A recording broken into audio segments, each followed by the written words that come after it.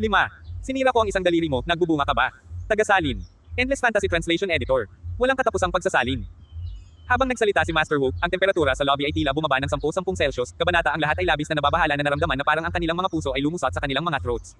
Si Master Wu, na isang dalubhasa sa Wing Chun, ay galit na galit. Bata, huwag kang matakot dahil lamang sa alam mo ng kaunti. Isaalang-alang ang mabuting karma na natipon mo mula sa iyong nakaraang buhay upang isalin bilang namamatay sa aking mga kasanayan sa Wing Chun. Panipi. Galit na galit si Wu Changchun kaya ngumisi siya. Pagkatapos ay sumabog siya sa isang flash at nawala mula sa kinaroroonan niya, dumating sa harap ni Ye Chen sa kisap mata ng isang mata tulad ng isang multo. Kasunod nito, itinapon niya ang isang Wing Chun fist mismo sa dibdib ni Ye Chen. Ang anino ng kamao ay kasing bilis ng kidlat kaya hindi mahuli ito ng isang tao sa kanilang mga mata. Mayroong malabong pagsabog ng mga ingay sa hangin sa paligid. Pumunta sa impyerno. Panipi. Iyon ay matulin. Anong mabilis na kamao? Ang mga tao ay nasa labis na pagkabigla. Si Master Wu ay bumagsak ng isang buta sa kahoy na dummy na may isang solong suntok na nag-iisa. Kung ang suntok na iyon ay makarating sa isang tao, maaaring madurog ang mga organo ng tao. Pinagmulan. Novgo.co. Si Lintay, na nasa ikatlong palapag, ay ngumisi ng malupit. Hindi maiiwasan ang kamatayan. Panipi. Nakaharap sa kamao ni Wu Changchun, si Ye Chen ay nanginginig ang kanyang ulo at kasunod na inunat ang kanyang braso. Dapat kang humingi ng kamatayan upang hindi ma-back off. Panipi. Isang gleam ng disdain ang sumabog sa mukha ni Wu Changchun. Ang lakas ng kanyang kamao ay hindi bumaba. Gayunpaman, nagkaroon siya ng isang dramatikong pagbabago ng ekspresyon sa susunod na segundo dahil nabigla siya nang makita na ang kanyang kamao ay nakabalot ng ibang kamay. Ang kamay ay tila kinuha ang lahat ng kanyang lakas tulad ng mga alon ng karagatan. Hindi siya maaaring sumulong sa lahat o kahit na maalala ang kanyang kamao. Hua!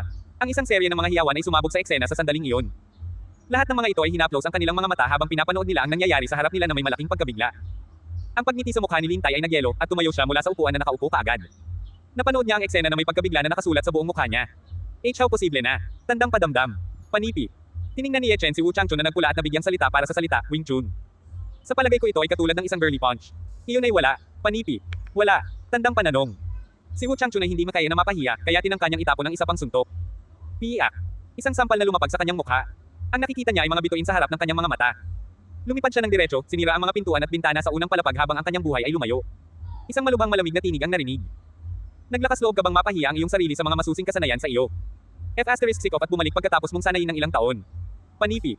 Napuno ng patay na katahimikan ang buong puwang dahil walang sinumang nang ahas na gumawa ng isang tunog. Ang bawat tao ay nakadikit ang kanilang mga mata sa payat na binata na mukhang hindi pangkaraniwan. Paulit-ulit na ikinagulat ng tao ang mga ito mula nang maglakad siya papunta sa pintuan.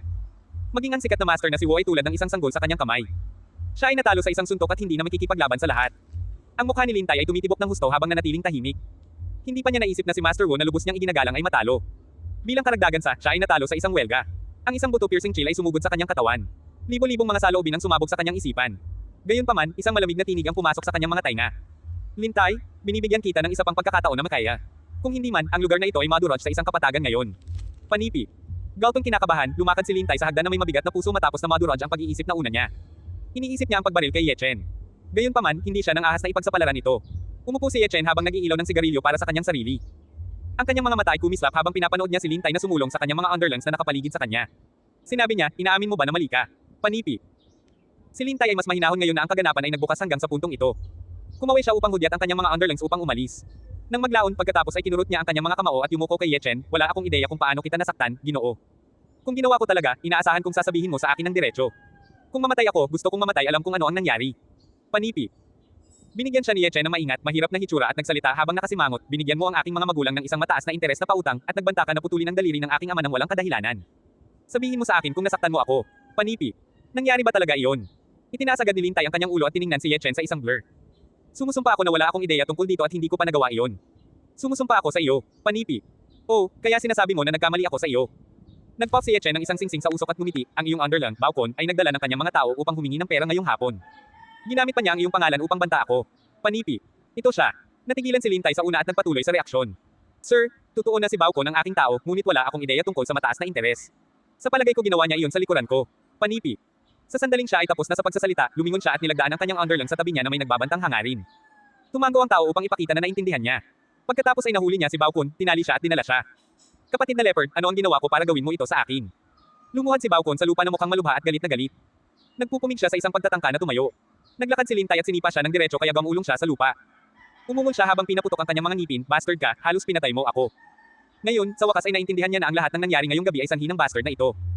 Siya ang salarin na gumawa sa kanya ng scapegoat ng walang kadahilanan.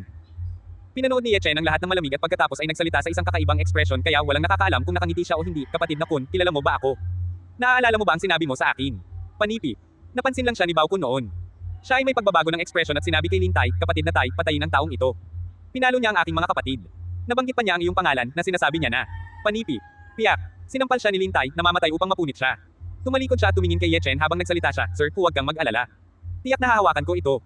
Panipi. Sir. Tandang pananong. Si Bao Kun ay umiwas ng matindi, tinitigin si Ye Chen sa kawalan ng paniniwala. Mahina siya at nahulog sa lupa ng biglaan habang ikinonekta niya ang pag-uugali ni Lintay sa nangyayari. Mukha siyang malubhang nawalan ng pag-asa. Ilayo mo siya. Lintay ay kumaway ng mahigpit. Ang ilan sa kanila ay tumayo kaagad at kinaladkad si Bao Kun na parang isang patay na aso. Hinatak nila siya palayo, hindi pinapansin ang kanyang nagwawasak na mga shrieks. Pinahid ni Lintay ang kanyang pawis matapos na siya ay tapos na sa lahat ng drama na iyon. Sir, maaari ko bang malaman kung nasiyahan ka ba sa paraan ng paghawak ko nito? Panipi. Paano kung sasabihin kung hindi ako nasisiyahan? Umiling-iling si Chen sa kanyang ulo. Bumagsak ang puso ni Lintay sa sandaling iyon. Kapag siya ay magsasalita, nakaramdam siya ng isang sakit sa pagbabarena na nagmula sa kanyang kaliwang hinlalaki ng biglaan. Hinawakan niya ang kanyang ulo at nakita ang kalahati ng isang madugong daliri sa lupa. Ang ilang mga tao na nanonood ay sumigaw ng malakas sa takot. Gayunpaman, si Lintay ay bit ang kanyang labi, hindi matapang na gumawa ng isang tunog. Dahan-dahang nagsalita si Ye Chen nang walang emosyon sa kanyang tinig, sinira ko ang isang daliri mo bilang parusa. Nagbubunga ka ba? Hindi niya inakala na siya ay isang pambubuli. Hindi ba siya naruroon nang mangyari ang insidente ng mas maaga, hindi ba tinadtad ang daliri ng kanyang ama? Humiram sila ng 10,000 yuan ngunit hiniling na bumalik sa 50,000 yuan. Paano ibabalik sa kanila ni Yehai ang pera kapag ang kanyang anak na babae na si Meng Meng ay kailangan itong mapilit para sa kanyang gamot? Sinabi nila na i-chop ang kanyang daliri sa kauna-unahang pagkakataon, ngunit ano ang kanilang i-chop sa ikalawang pagkakataon? Bagaman nakuha ni Bao Kun ang nararapat sa kanya, nangyari ang lahat dahil nabigo si Lintay na disiplinahin ang kanyang tao. Si Ye Chen ay sobrang uri sa pamamagitan ng pagputol ng isang daliri sa halip na patayin siya. Magbunga. Nagbubunga ako. Panipi. Hinawakan ni Lintay ang kanyang kaliwang kamay na hindi mapigilan ang pagdurugo ng isang malubhang maputlang ekspresyon. Ako rin ang may pananagutan dito. Sir, hindi ka kapani-pani walang magnanimous na masira lamang ang isang daliri ko. Panipi. Bagaman siya ay isang metro ang layo mula kay Ye Chen, ang kanyang daliri ay tinadtad ng walang dahilan kung kailan tapos na si Ye Chen. Gaano siya katapang na hindi siya nagbubunga ng gayong pamamaraan. Nabigla siya sa kanyang pinakadulo at kaluluwa. Paano maihahambing ang sakit sa kanyang laman? Tumango si Ye Chen at tumayo. Naglakad siya papunta sa pintuan. Kung hindi ka nasisiyahan, maaari mong subukang maghiganti sa akin. Ako, Ye Chen, ay magiging iyong kumpanya sa lahat ng oras. Panipi. Hindi ako, hindi. Patuloy na inalog ni Lintay ang kanyang ulo. Ang panunood kay Ye Chen ay umalis, ang lahat sa club ay may komplikadong mga ekspresyon sa kanilang mga mukha. Wala sa kanila ang nangahas na pigilan siya habang ang kanilang pagkabigla ay nanatili sa mahabang panahon. Sa ganitong tao sa lungsod ng Tianan, maaaring lumingon ang mga talahanayan. Si Lintay ay huminga lamang ng husto noon, na sa wakas ay pinalma ang kanyang kakilakilabot na kaluluwa ng kaunti. Ang isang underling ay dumating sa kanya at sinabi ng mabangis, kapatid na Leopardo, dapat ba tayong makakuha ng isang tao? Binigyan siya ni Lintay ng isang sampal sa sandaling itinaas niya ang kanyang braso. Sinabi niya habang pinaputok ang kanyang mga ngipin, Dumba *S, huwag mo akong i-drag kasama mo kung ang kamatayan ang iyong hinahanap. Mula ngayon, walang nakakasakit sa taong iyon. Kung hindi ka maaaring maging kaibigan niya, huwag kang maging kanyang kaaway. Panipi. Nakalipas ang 2 AM nang umuwi si Ye Chen. Matapos madama ang pare-pareho na paghinga ng kanyang mga magulang, naligo siya at umupo sa kanyang kama gamit ang kanyang mga binti na tumawid upang magsimulang magtanim. Pinigilan lamang ni Ye Chen ang kanyang paglilinang nang magising ang tandang at nagising ang kanyang mga magulang. Lumakad siya palabas ng kanyang silid sa pagkabigla ni Wulan. Sinabi niya, bakit ka nagising ng maaga? Matulog ng kaunti. Gisingin kita kapag tapos na akong mag-agahan. Panipi. Hindi ako inaantok, ina. Ngumiti si Ye Chen at sinilip ang silid ng kanyang mga magulang. Kumusta si Meng Meng? Ang kanyang anak na babae ay magpakailanman ang taong pinangangalagaan niya. Yehai yon at sinabing, masaya siyang natutulog. Ang handgal na batang babae ay mahilig sumipa sa kanyang kumot. Ang iyong ina ay kailangang i-talk siya ng ilang beses tuwing gabi. Panipi. Nagpa siya si Ye Chen na maglakad sa silid ng kanyang mga magulang pagkatapos ng pag-aalangan. Kinuha niya ang maliit na batang babae ng marahan habang pinapanood niya ang pagtulog ng tahimik. Dahil hindi niya papansinin ang kanyang sariling ama kapag siya ay gising, maaari lamang niyang dalhin siya at panoorin siya ng lihim kapag natutulog siya. Si Ye Chen ay may pag-ibig na nakasulat sa buong mukha niya. Ang pakiramdam ng dugo na mas makapal kaysa sa tubig ay naging emosyonal sa kanya. Mayroon kang aking ilong at mga mata ng iyong ina. Lalo na ang mga lashes, eksaktong katulad nila ang iyong ina. Panipi. Meng Meng, gaano ka husay kung matatawag mo lang akong ama mo? Ang maliit na batang babae ay tumalikod, nagbubulong-bulungan sa kanyang pagtulog. Hinawakan ni Ye Chen ang kanyang ulo at hinalikan ang kanyang maliit na mukha. Inilagay niya ang kanyang kamay sa kanyang maliit gamit ang kanyang espiritual na enerhiya upang gamutin ang kanyang katawan. Makalipas ang ilang segundo, bigla ang nagyelo ang ngiti sa mukha ni Ye Chen. Pinalitan ito ng isang nakamamatay na hangarin sa pagpatay. Mahusay, pamilya ng Su, napalampas mo ang iyong sarili. Panipi. Hindi siya makapaniwala na nahuli niya ang mga lason sa katawan ng kanyang anak na babae. Ang bagong sistema ng paggawa ng pera ay tumatagal ng Cagayan Valley sa pamamagitan ng bagyo. Mundo ng pananalapi.